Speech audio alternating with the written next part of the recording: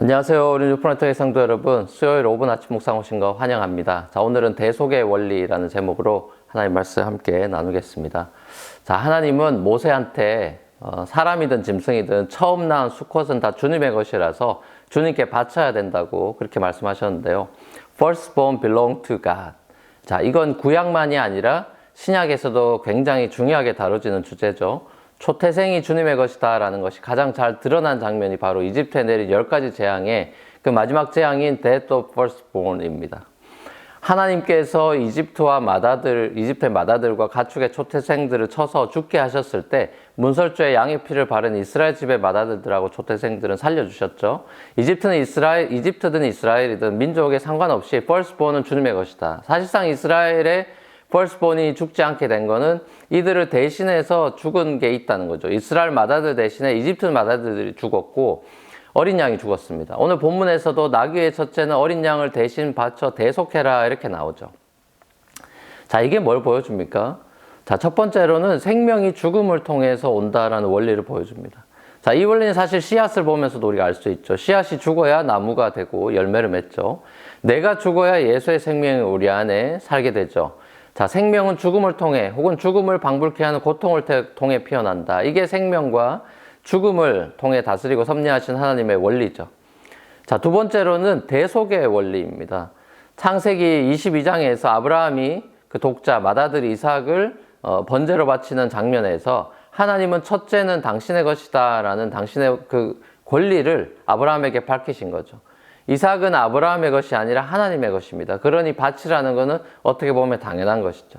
자, 그런데 이삭을 살려줍니다. 어떻게 해요? 수풀에 걸린 수장을 통해서입니다. 수장을 대신 제물로 하나님께 바쳐서 이삭을 대속합니다. 이스라엘의 모든 맏아들들을 하나님께 바쳐야 되는데 12지파 중에 레위지파가 12지파의 모든 맏아들을 대신해가지고 성전에서 봉사하는 자로 하나님께 바쳐진 사람들이죠. 결국 이 생명과 죽음의 원리 그리고 대속의 원리는 예수 그리스도에게서 절정을 이루죠. 하나님의 firstborn이신 예수 그리스도께서 우리를 대신해서 십자가에서 죽으셨습니다. 그래서 우리가 심판을 면하고 redeem 되었습니다. 예수님의 죽음과 sacrifice를 통해서 우리가 생명을 얻었습니다. 우리는 하나님의 firstborn의 그 자녀됨의 자격이 없는 죄인인데 하나님의 firstborn이신 예수 그리스도 안에서 firstborn의 그 특권을 우리가 그 누리는 은혜를 얻었죠.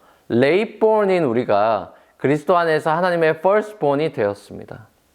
사랑하는 우리 뉴프런트 교회 성도 여러분, 내가 죽어야 하는 그 자리에 하나님의 맏아들 예수께서 나를 대신해서 죽으셨습니다. 내가 주님의 것으로 바쳐져야 하는 대신에 예수 그리스도께서 자기 자신을 십자가에서 희생제물로 하나님께 바쳤습니다. 그래서 우리를 대속해 주시고 새 생명을 주셨죠.